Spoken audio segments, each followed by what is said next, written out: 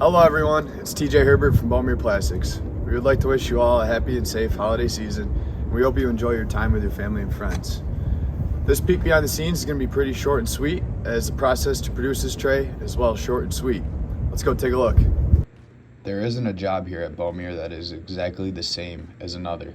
Some can be very complex, while others may be pretty straightforward.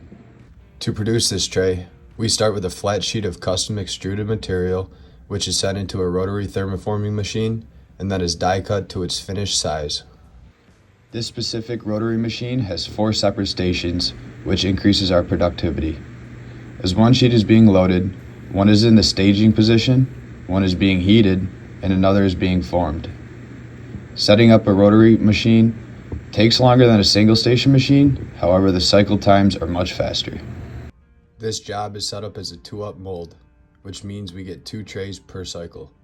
They are formed together, then clicked separately.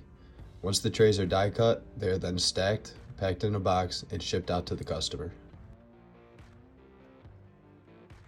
As you can see, this process is a pretty straightforward one. We like to refer to these jobs as suck and ship kind of jobs. Basically, form the part, quickly trim it to its shape, and out the door it goes. These trays are used in the customer's cabinets or toolboxes for material handling and storage. Thank you for watching, and we will see you next time.